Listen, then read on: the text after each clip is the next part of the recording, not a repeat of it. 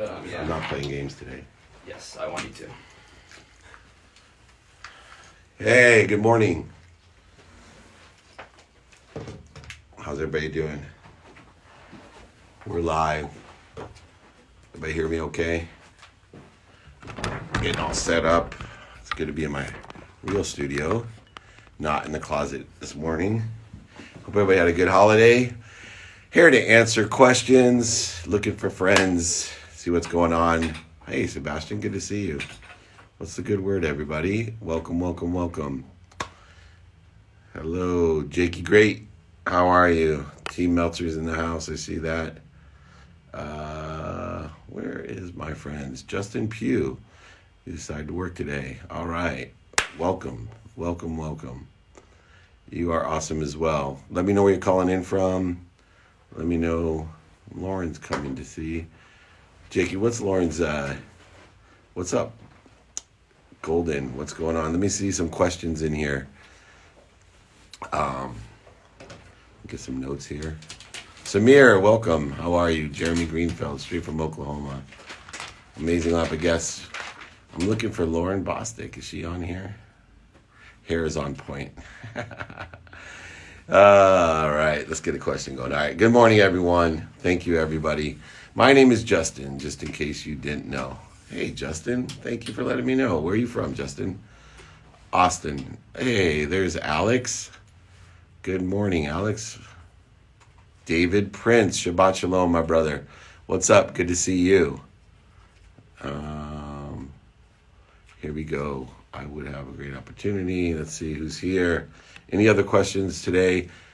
Hey, soos, good morning. Good morning, good morning, good morning. There she is. The adorable Lauren Bostick. Let's go live. My favorite podcast. She's taught me so much. Seems like it's been, oh my goodness. Hi. Could it be any longer since I've seen you? I know you need to come back on the podcast. I would love to. I'd love to. How many kids do you have now? Like 4 since I saw you last? I don't have 4. I have one. How's it go? How's being a mom? It's great. It's amazing. I mean, this quarantine, it has pros and cons. Yeah. It has a lot of pros though, which we can get into, but it's great. I love it. I'm starting with the marriage pros and cons because I love your husband. So what are the marriage pros and cons from a young couple? I'm an old couple with 4 kids, so I'm like way heavy on the pros side because I'm old and had at this. But I could imagine being a young mom with a young marriage with a young baby. What are the pros and cons? The pros in quarantine or just in life? You can go both. I was going to say quarantine to start. The pros in quarantine are that my husband gets a paternity leave that he wouldn't have gotten. And so that's amazing because he can help me with the baby. He can change diapers. He can do the whole thing during the day. The cons, though, are, as you know, there's 100 Zoom calls. There's, tons going on. There's interviews. There's podcasting. There's stuff like this all day long. So to find a balance in a small house with a baby, it can be overwhelming. Yeah. But I'm really grateful for the time that we have together at home that we wouldn't have had we had gone back to work. It's also very interesting working at home with your spouse and seeing their day to day. So like I start to micromanage him. I'm like, you didn't really need to do that conference call. That was a waste of time. Good girl. That's smart of you. You should. And are you guys getting outside as well? Safely outside? Totally getting outside. I have to get outside. We take walks. I do Pilates from home. Michael runs. We have to walk and move outside. What about you guys? Yeah, totally. Look at my suntan. I'm like living outside. I'll take like every break by the pool, or we're lucky to have a beach house. So you guys are so lucky you have a beach house. Are you just like, I mean. Yeah, and then my wife was all bummed because we rented out a lot, and then people would stop renting it because the beach was closed. And I'm like, this is heaven on earth. I get my own beach. This is beautiful. Now, I've learned a lot about my wife during this time as well. What's one of the things that you've learned about Michael? I've learned that he busts his ass. I mean, I knew he busted his ass, but to see it in person, him working all day long, like just completely being pulled in 800 directions. I've learned that he doesn't eat enough. That's awesome. He doesn't eat enough at all.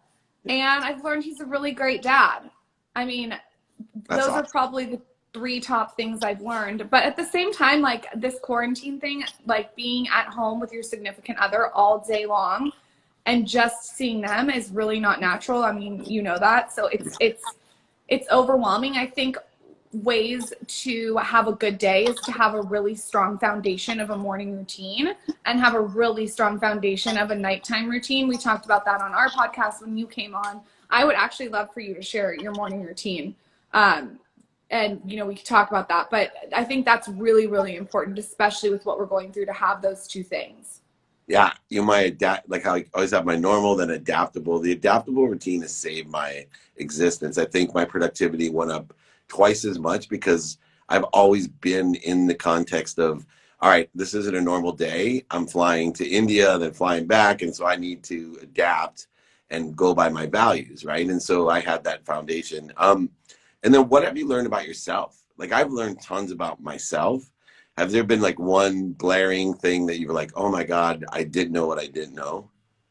Yeah, I've learned how to sit still. I've That's been incredible. doing a lot Well, of kind of breath sit work. still. I can't believe you could sit still. You kind of learned to sit still. I really have learned, no, I've learned to sit still and look inward and reflect and strategize and plan in a way that's just thinking time.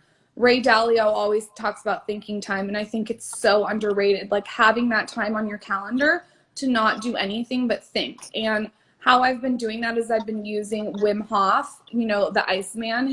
Yeah, he's been on my podcast. He's one of my He's faves. amazing. Yeah. He's amazing. Are you doing cold showers too? Doing his breath work every morning and doing a freezing cold shower for 3 minutes has been life-changing for my anxiety. I've experienced a little bit of postpartum anxiety too, being in quarantine, and we microdosed, and Right. that's helped a lot. So doing things that maybe would get past me in my day-to-day, being able to have space to think and time to reflect, that's probably been the thing that I've learned about myself, is that I need that time. What about you? Yeah, mine was family. Like as much as I have touted being able to constructively grow a business and help people and my mission to empower 1 billion people, I could have done a lot better job, you know, just being a dad, you know, and I know I'm a little blessed because the kids are home from college and they wouldn't be around but for this. But I think even my 10-year-old, I've discounted how valuable the time is with him. And so my family dinners have been extraordinary. I still think that if I could film them and not lose my children, I would have the Tiger King would pale in comparison to the Dinner with the Meltzers reality show, because it is the most entertaining thing that I do every single night. I sit there and cry laughing. Like I'll go do my dinner, then watch like Black AF or some of these great shows that are super entertaining. I'm like, they got nothing on me. They got nothing on me. I'm like Colin Weinbach going, forget The Last Dance. Let's do the Meltzer show. Just let's do a waiver that the government can't take my children for what they're saying at the table. My girls are huge fans of yours. I have 21, 18, and 16-year-old girls. And Oh my God, you have your hands full. Oh, Holy yeah. shit, David. I'm learning a lot. Like I didn't know what body count meant, and now I do, and I wish I didn't. That was an interesting lesson that I've learned. So there's all kinds of great things, but I think you can always do better. And I talk about being a chief betterment officer. It was the best decision for my business. I really have become the chief betterment officer in my own life. And I'm constantly like this lens of what can I do better? How can I make this person better? What's synergistic and supplementary to my better self? And all those different things that I'm looking at. And it's exponentially improving. I'm going to have a scaled back when we get back to normal. My new normal is going to include, like you said, I'm quarantining myself at least 1, if not 2 days a week. I'm going to go to stay into quarantine, the habits that I had, the family time that I had every single week, and see how that works out for me. And I think that's smart. I think trying to bring the positive things that we've learned out of this experience is important. And as you know, always seeing the opportunity where there's adversity. Like, this is such a good opportunity to work out that adversity muscle and to really train your mind to find the good within the bad. So when I wake up in the morning, like, instead of thinking all the things I have to do, I try to think about what's really good in my life. And the first thing I do when I wake up is like check myself. You do have to check yourself when we're going through this. So I think that just looking for the opportunity within this is important. And was yesterday your birthday with all those balloons behind you? My birthday was on Thursday, and I didn't let Michael forget it. Can you tell? I love that you still have all that out. My niece and nephew's birthdays today. They live right by you guys, and they're twins. They're 26 today. So Geminis. Yeah, they're good people. So Josh and Sam, if you're listening here with Lauren, we love you and happy birthday. Happy birthday. Right on. We have to get together on each other's podcasts. Whatever I can do to promote you guys. You got to give Michael a big hug for me as well. But last thing, what's your best piece of advice that you have for this quarantine period for people? My best piece of advice, hands down, for every single person who's in quarantine, I can't say it enough, is do the breath work. We had Wim on the podcast, and he talks about how 10 to 20 minutes of breath work is 100 times more powerful than 4 hours of meditation. Okay, I'm an efficient person. Like, I want to put my time where it should be. And I think if you can spend 10 to 20 minutes doing the breath work, it's a free app. There's nothing like there. You don't have to pay anything. You just go to his Instagram, you click the link in his bio. And there's this one that I like that's like just a guided breathing. It's 10 minutes. I do that. And then a freezing cold 3-minute shower. And if you think you can't do that, I put the timer on my phone for 3 minutes. I turn on a podcast and I brush my teeth. And by the time my teeth are done being brushed, I have like 30 seconds left. And it seriously starts my day off on a whole different foot. I also would recommend just trying to get some kind of light, whether that's red light therapy or, getting outside and walking. I am not a fan of the sun on my face for hyperpigmentation, but you can wear a hat and just move your body. So that is what I would do if I could give anyone any advice. You have to give your advice, though, before we go. Yeah, well, you're wise beyond the years. My latest advice is kind of in a similar place, is to be a ferocious Buddha. And what I mean that is that I want people to be really ferocious about identifying fear-based consciousness. So, like, it's so difficult when you're scared, separate, inferior, superior, all these different things, to see that you're there. So if you can get ferocious about stopping and then breathing, using the Hoff methodology, 6 deep breaths of Buddha at the very least to get the center. I saw Trevor Moab was on here. I saw him, and getting into neutral is a big part. So stop, drop, and roll. My best piece of advice is be a ferocious Buddha. Really find when you're in ego-based consciousness, need to be right, offended, separate, inferior, superior, anxious, frustrated, angry. Stop. Then drop down and breathe, like you're suggesting, and then roll into the right trajectory. When you're in those ego-based consciousness, your mind, body, and soul's on fire. When you're on fire, stop, drop, and roll. That's my best piece of advice. So, and also follow and listen to Lauren Bostick, The Skinny Confidential. I love her. I love her content. You're an incredible woman. You are wise beyond your years, and I can't wait to see you and the baby. Thank you for having me, David. Come back on the podcast anytime. My dad and a bunch of other people asked what the app is called. It's at ice_Hoff, and you just click the link in bio. Thank you for having me. Come back on the podcast. I will. Vice versa. Thank you. Bye-bye. The incredible Lauren Bostick, The Skinny Confidential. She's amazing if you didn't notice. Obviously, Wim Hof, we're both fans, and the Hoff methodology, go to his app. Also, I'm doing a Kenzai challenge, which is on the exercise side of Wim Hof. So you can go with Kenzai. Thank you, Jake. That's a great thing you just did. It's amazing. We're getting, I think I just joined you, Jake. Sorry. Let me try that again. We're learning here. All right. If you didn't catch that, go back and watch it. The incredible Lauren Bostick. Thank you. Let's get a quick question and see where we're at. What was the microdosing referring to? Ice bath? No, I think it was in Colorado, it's legal to buy basically mushrooms. And so you take small doses of some sort of hallucinogen, expands your brain. If it's legal, I'm all for it. So I believe in expanding your brain. So go where things are legal and do what you need to do. But I am a big fan of expanding your perspective and seeing how things work out. Let's see here. One more question. You get everything on here. How can you scale a company without losing what makes it special? We're going to talk about this Friday, 11 a.m. Pacific, 2 p.m. Eastern. If you haven't shown up, you haven't watched the replay, and you got to see how to scale not only your company, how do you scale your life, right? That's a big thing, meaning how do we accelerate, grow, segment our life? How do we scale within the context of our life? Let's see here. Great question. Thank you. Looking for my boy. Anyone going to join us here? I'm looking down. Did I miss anyone to join? We still got a lot of questions to get to, so let me get to those. I'm going to get here. I'm losing. All right. Anyways. All right. Let's see here. Let me get to the questions. There we go. Lots of questions. Can you talk about working during the holidays? I don't work. So I don't work. There's activity I get paid for, activity I don't get paid for. I take vacation every day. It's a routine. I get 2 minutes a day is worth more than 2 hours on a Saturday, right? So all of these different things.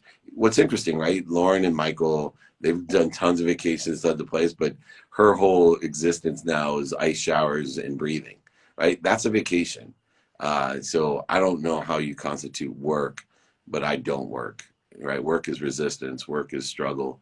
Man, I'm looking for the light, the love, and the lesson. So I'm a constant and consistent learner who has activity I get paid for 7 days a week.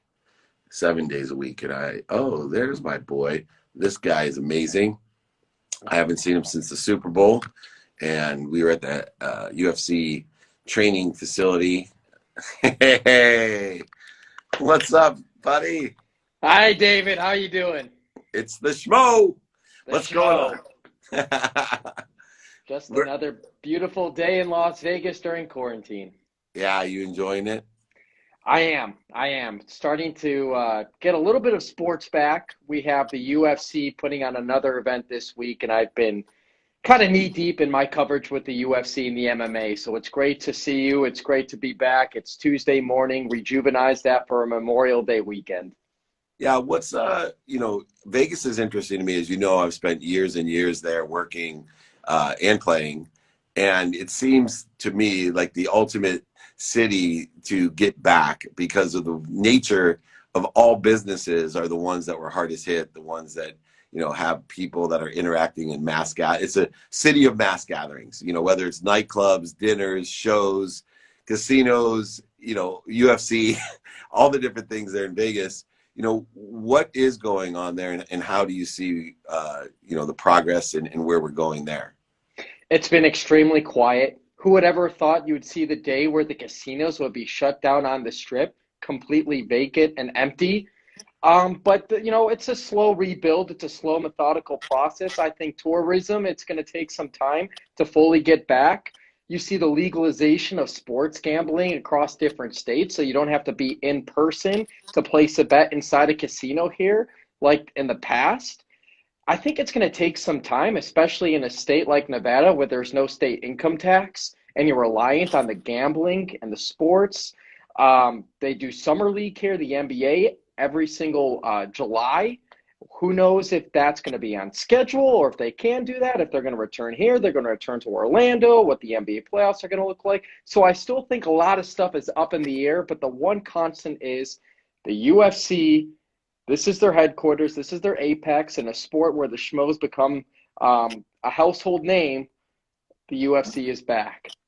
That is awesome for you. And it's so much fun because I have watched the Schmoes career and people ask me all the time how to build a brand. I actually use you as an example because, people, they'll laugh at you, scoff at you, make fun of you at the beginning, right? But the Schmo knows his frequency. And anyone that's building a brand, you have your own frequency and you have, of millions of people out there. There's 4.2 billion people and growing. I think we're over 4.4 billion now.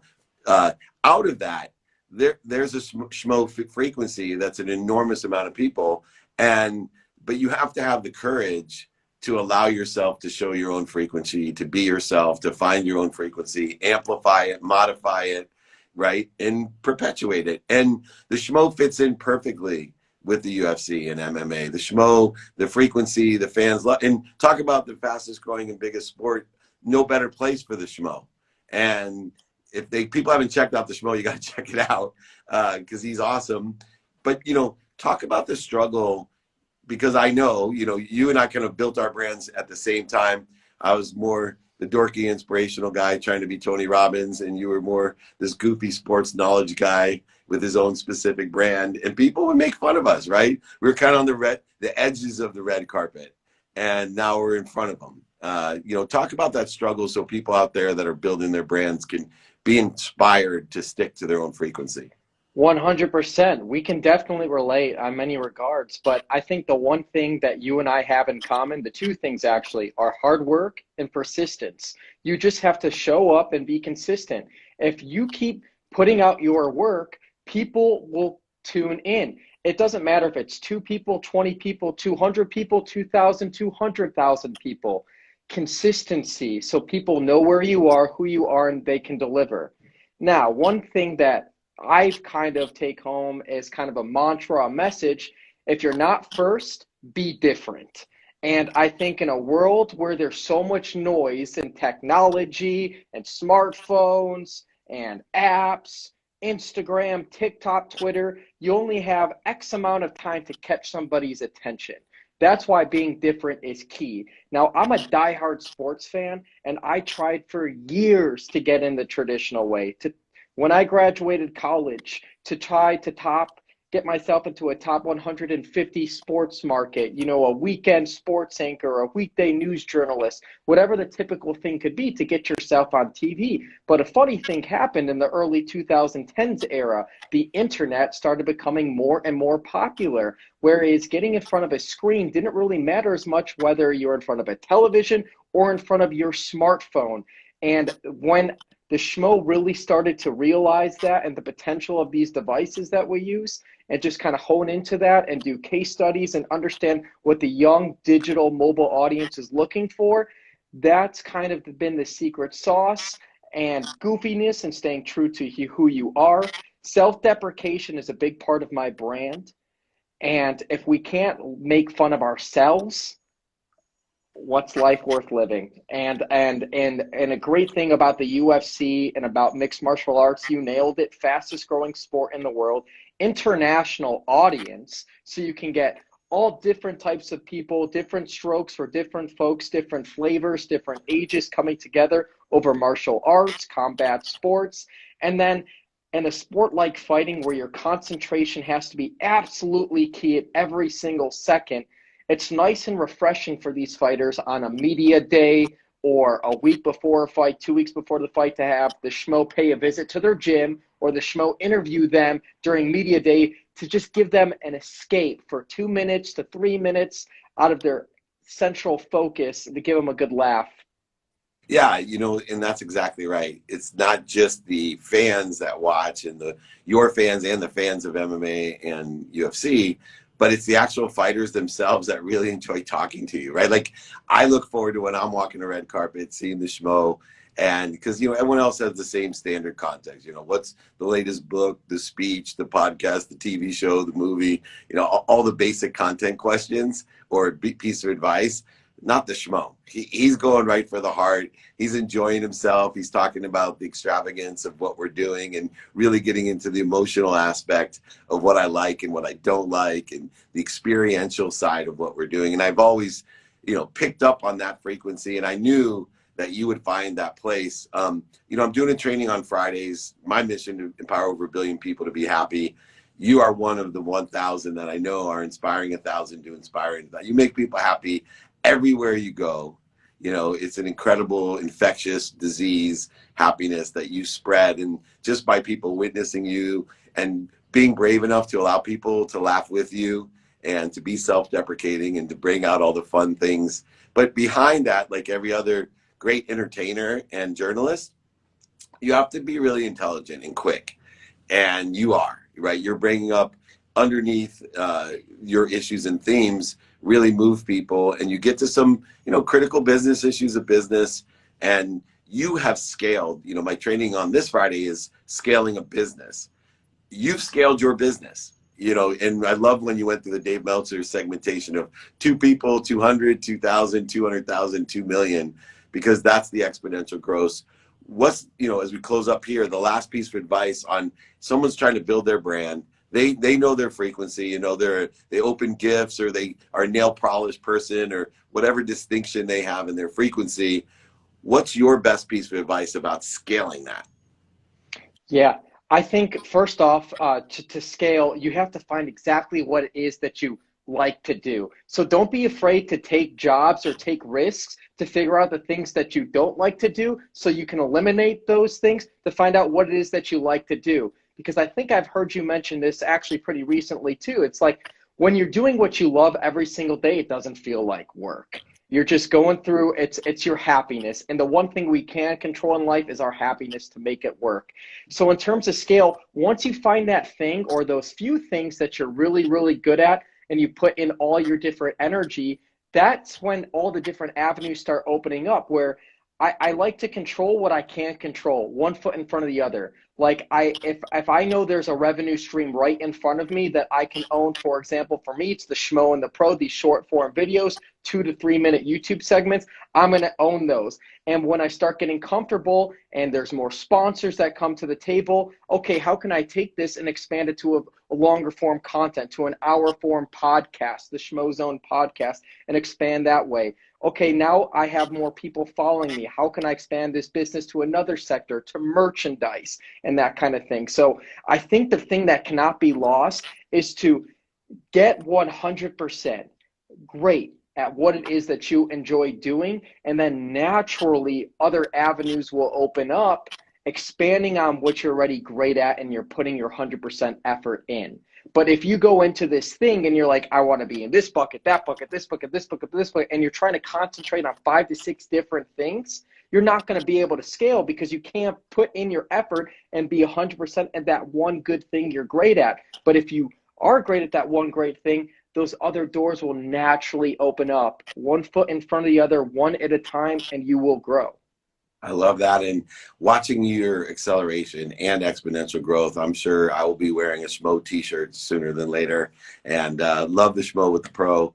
Thank you so much for coming on, man. I can't wait to see you in person. I'm going to see you as soon as they open up and allow me to travel. So I can't wait, brother. Keep up the great work. Appreciate you. Keep inspiring people. I love your hustle. Always have admired it. Vice versa. Thanks, brother. Take care. Take care. Good man, the Schmo. If you haven't checked him out, he is very smart and entertaining, which is a rarity. All right, we're learning about scaling a business. Join me Friday for free training. Invite your friends, family, and associates. We are killing it, helping people. We're going to talk about scaling a business, scaling your brand, scaling your personal life. How to grow and accelerate is what scaling is, and how to do that effectively and economically, which is really important. Let me go ahead and take a couple more questions here. Great guest this morning, huh? Lauren Bostick and the Schmo. Can you get any better? As a giver, I want to give so much, as that's how I receive. How can I monetize without feeling guilt? Guilt is an ego-based emotion. You need to shift the paradigm. I used to think the more that I give, the more that I get. I shifted that paradigm to the more that I get, the more I can give. Try that on for size, and I think it'll make a major difference in your life. The more that you get, the more you can give. There's no guilt when you're receiving for others and adding value to it. Appreciate it. Thanks, as well as adding your value to it. What's your best piece of advice? There was an echo. Yeah, got a little choppy at the end there. With Lauren Bostick, my best piece of advice, it had to be, shoot, I forget. We'll have to go back and watch the replay. You're going to forget every lesson that you ever learned. Team Meltzer, you remember what my advice was? The more you get, the more you receive. I'll get the team to get me what I said, if they're listening. Playing might be. Your training was incredible. If you were doing a content release next week, how would you plan it? So when you're planning content release, you have to utilize a matrix approach. You have to take the full piece of content and then modify it per every single distribution channel that you have, and then amplify it correctly, meaning the right time, the right place, and the right mode of P&A, promotion and advertising. And then where does it perpetuate? Where's it going to sit in whole? And so that's the matrix that you use, all four of that in the context of distribution, promotion and advertising. It's capture. You got to capture the full great content, quality content consistently, modify it, amplify it, and perpetuate it. That's the strategy that we use. Let's look here. I have my podcast today, The Playbook with Marie Forleo, and she's incredible. And hopefully she might join me today. I would love that as the last guest here. What are some exercises to practice and further develop self-discipline? Great word, practice. What are some exercises to practice self-discipline? So one, to start, is to take inventory of your values and decide what you want to practice. The what is so important, and then do an inventory of your values and see how what you want to practice is aligned with your personal, experiential, giving and receiving values, and then lower the bar from what you anticipate you're able to do to something that you know you can do every single day. And because you realize 2 minutes a day is worth more than 2 hours on a Saturday. Consistent, persistent behavior, finding the light, love, and lessons to enjoy the consistent, persistent behavior. There she is. Hi, good morning, good afternoon. How you doing, Morning, David? I am doing well. Our podcast comes out today. I was so excited that you were coming on. Yay! Thanks for having me. Hi, everyone. Yeah, hello. Well, thank you for joining. And how's everything going there? What's changed since the last time we spoke? My goodness, nothing. The weather is just getting nicer, and I had a nice long weekend, so can't complain at all. Everything's really beautiful. And was this weekend, holiday weekend, different in what respects? Because it was for me, but it had a lot of normalcy. But there still was like, my biggest difference, just to key you off, was we drove home from our beach house, and the beach was kind of normal, but there's no traffic on a 3-day weekend. That blew my mind. I kept, while I was driving, I'm like, I wish this would stay forever. Yes.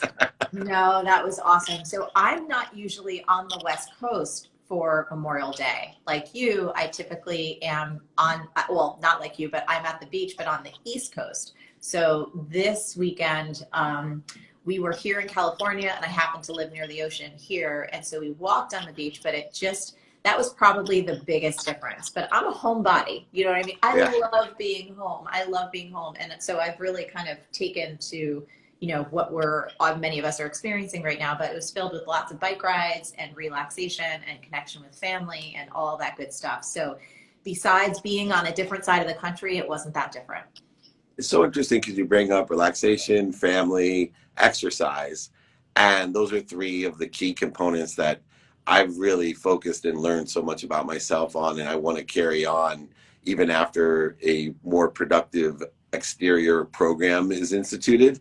And I was telling someone that I'm going to quarantine myself, I think 2 days a week, and just utilize that lifestyle because I love it so much. Yeah. And for you, are you going to change or make any changes if they say, okay, everything's open, whether you wear a mask or not is fine, but everything's open, what's going to stay the same for you? It's a really interesting experience. I've run an online business for 2 decades now. So my particular work life hasn't changed much. What has changed is not flying all over the country and the world for particular, going to speaking events or having different things to do. And I'll tell you this, what it has given me is a new perspective on my time. And I'm someone who really cherishes time. I value time. I try and optimize it, meaning spending it as intentionally as I can in a way that's really aligned with my heart and my values and how I feel I can be of greatest service to the world. But this experience has taught me that I still have so much room to grow in that regard. And here's what I mean. I think I have been lately, prior to the pandemic, still saying yes to way too much. and still spending way too much time on planes and trains and automobiles. And again, I love people. I love being connected with people. But even in my day-to-day life, you know, you were talking about working out. Movement and fitness has been a huge part of my life. I mean, I'm a Nike Elite athlete. I don't make money that way any longer, but that was a huge part of my career. And I realized how great of workouts I'm getting at home, which over the course of a day can save like an hour between getting dressed and going to the gym and doing all of these things. And again, I'm not saying that I'm never going to go back to gyms. Of course I will, but it's just given me a new perspective on how much time I really do have if I choose to use it differently. So I think that's one of the things that's really going to stay with me as everything, because we will get back to a sense of everything being open, and we want that. That is really, really good. But I think for me, I just am like, whoa, I have more time than I even realized I had before. You know what's so funny is I've always dealt with people forgetting things. And I talk about life's about lessons, but we forget every lesson that we ever learn. And when you're a teacher like yourself and myself, you know, you live in this world of hypocrisy because you won't even remember the key lessons that you're teaching. Right. I teach 4 like key lessons to everyone I meet: gratitude, forgiveness, accountability, and inspiration. And I'm not grateful all day long. I'm not forgiving all day long. I am not accountable all day long. And I'm not inspired all day long. I'm inspired in all those things more than I used to be. But I forget them. And that to me is the key component coming out of, you know, this while we're opening up is like, you know, people don't remember 2008. And when I was in 2008 and I was deep into it, I was like, I'm never forgetting this. And when I was a kid, I always bring this one up. You know, the Jewish religion, I grew up in a Jewish family, you know, and they would always say, we must remember, you know, must remember Passover, you must remember, and coming out of Egypt and Holocaust, we must. And I'm like, who's ever going to forget this? Because it was like so pounded into me about remembering. And then as I got older, I was like, oh yeah, I can see how people could easily not remember if they can't remember 2008. And already I see people already, Marie, not remembering 10 weeks ago. Already.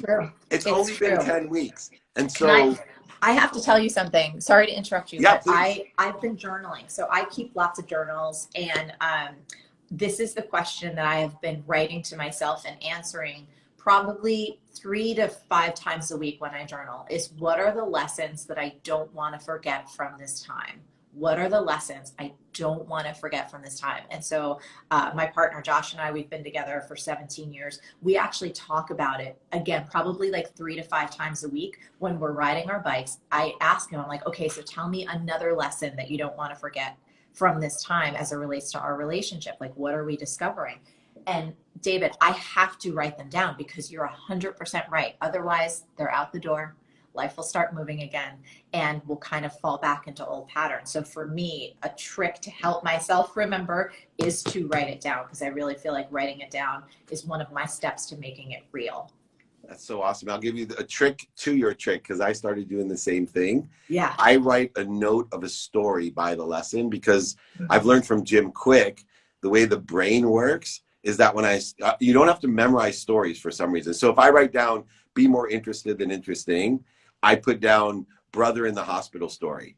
And I don't have to remember, like once I see that, not only do I remember the lesson, but I know the story that goes along with it, so that I can help teach myself and others. Because I keep that, I call it my repository. The only repository I have is of lessons, because life's about lessons. Yes. And it makes me a better teacher, a better interview, a better speaker, a better everything, because my mind's working. And what makes me remember the lessons too, by putting the stories, this will help you, is that when you're in a conversation, someone's going to tell you a story, and it's going to, in your brain, associate it to your story, which carries a different lesson. And then this becomes more interested than interesting. The relationship becomes an emotional attachment. You gain credibility, and you create a greater flow, less interference and corrosion to that light, love, and what? Lessons. Right? I keep on coming to people and saying, life is just about, pain is an indicator that you have to learn a lesson. That's all pain is. Right. It's an indicator it's like a turn signal. You don't get mad at the turn signal, you get excited because I'm going in a different direction, a better direction. That's what pain's telling you. It's the indicator. It's a turn signal. So yeah, put your stories with your lesson. I think it may add and enhance your Yay! repository. I love it. I love it. I love assignments. I have like literally, not only do I have my journal, but I carry around this little pouch, and I'm obsessed, you guys, with gel pens. So I love making I can't like write in a journal and make it like, not that I can't, I will, of course, if I only have a black pen or a blue pen, but literally sparkly ones, like this is what I do. Yeah. Okay, here's how embarrassing I am. Ready? Yeah. These are 3 lessons real quick. Yours are all color-coded and beautiful. This is what Dave Meltzer's stuff looks like. Like the doctor's notes. They're all good. No, I love it. I love The it. beautiful mind is a beautiful mind. At least I'm not sticking them up on the wall. Yeah, no, hey, whatever works. It just makes me have so much more fun. Like going like, oh, I'm going to write this one down in purple. That's so cool. My mom's going to watch this and she's going to be like, I told him he should have been a doctor. Look at the writing. He should have been a doctor. David, No, Mom. David, you should have been a doctor. What are you doing? I'm scared of blood and I hate hospitals. Sorry, Mom. It's not for me. They don't make enough money either. They help people. That's the part I love, and I'm so grateful. Coming through this weekend, though, it's Memorial Day. For me, it's always the Indy 500, but also remembering all the people that give us our freedom.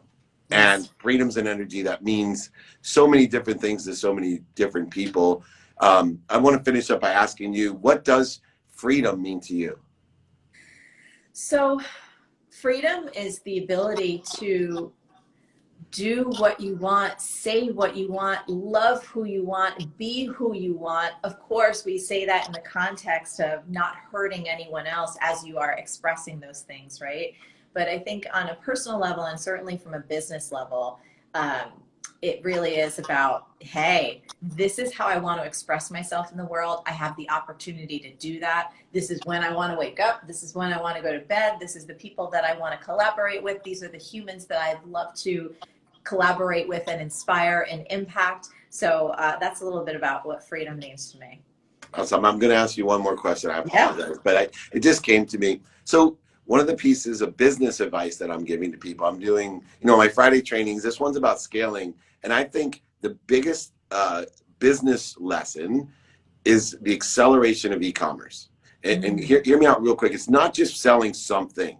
What I want people to do is make applicable, how is e-commerce affect my employees, my healthcare, my education, not just buying products on Amazon, right? That's when people think everything, I'm picking up my food now instead of, going and sitting in a restaurant. I actually think that's a minor change. That's because people are going to still want to go socialize at bars and restaurants.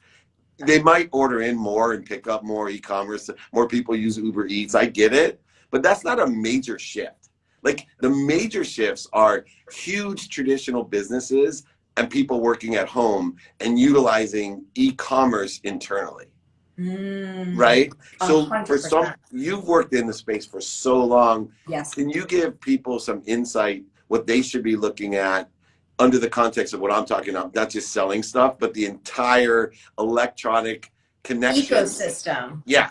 Oh, 100%. I think if you look at, like you were saying, every single domain of your life, from when you were going to, I was just making doctor's appointments. I had to do some blood tests. And it was like, oh, well, we can not only schedule all that online, have your doctor's meeting online, you could set up a phlebotomist to come to your house and do that all online. So the e-commerce of every single industry, I think we're going to be seeing it more and more, from house repairs and finding, the person that could potentially be your contractor, setting everything up online and having just the minimal impact in terms of in-person, face-to-face.